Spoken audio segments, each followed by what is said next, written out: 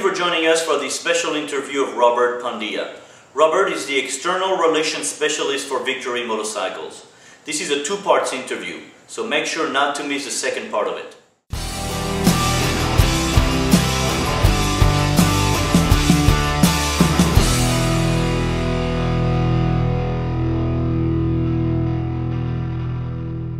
So, Robert, thank you very much for joining us for this special interview on BikersGate.com. You are External Relations Specialist for Victory Motorcycles. And we're going to start our interview by asking you, how old is the Victory motorcycle brand and how did it start? Well, Victory is celebrating its 11th model year just this year with the 2010 motorcycles that we just released.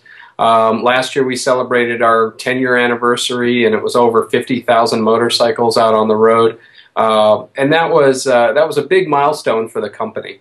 We've introduced a lot of new models in that time, and a decade ago, or more than a decade ago now, the company saw potential in the luxury cruiser category, and so they did a whole lot of research before that, and the idea to start a brand, and it was absolutely a startup, brand new brand within the Polaris family. And Polaris has been around this year. I believe it's about 55 years this year. So it's one of the most storied power sports brands in America.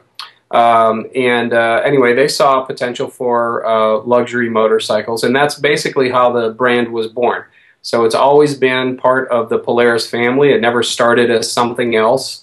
And they've always had their own proprietary engines and built our own motorcycles. It's never been an issue of having an engine supplier from somebody else and then just creating a packaging for that engine. It's been an original motorcycle company since it started. And who are the potential customer, the typical potential customer for Victory motorcycles today?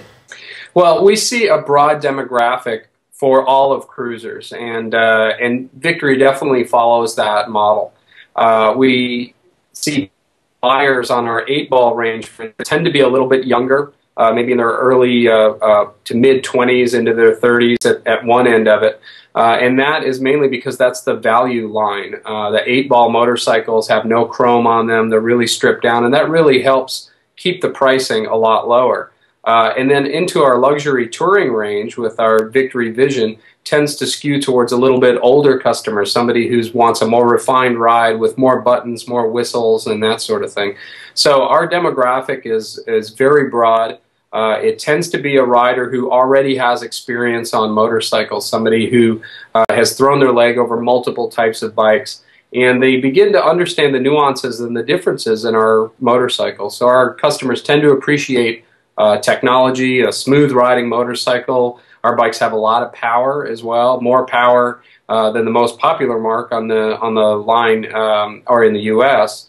At mountain elevations than they do even at sea level. So it's a great, powerful motorcycle that's really smooth and beautifully styled. So that, again, the demographic seems to be a little bit all over the place, but definitely people who enjoy those features.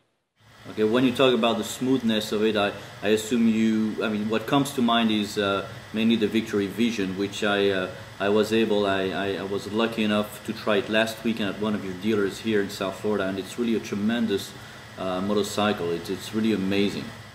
You know, our style, our head stylist is a gentleman named Mike Song, and he has really anchored Victory design as smooth flowing lines, and so that's something that you see in every one of the bikes, and without a doubt the Vision exemplifies that. The Vision was created knowing that some people were going to hate it.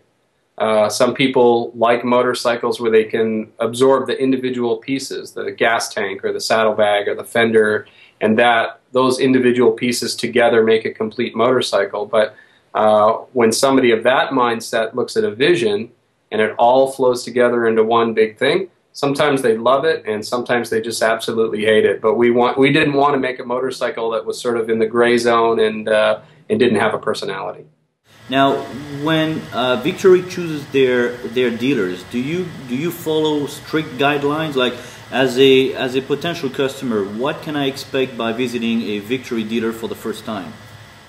Yeah, absolutely. We don't throw dealers around left and right. There are not dealers on every single corner. We want dealers to be financially strong. And I think the most important thing really is the enthusiasm of the dealer, the enthusiasm for riding motorcycles, not just a big box shop that's necessarily there to crank out a bunch of units and have tons of people rolling back and forth. In their mind, that's a bit more of a process. We understand at Victory that motorcycling is an enthusiastic activity.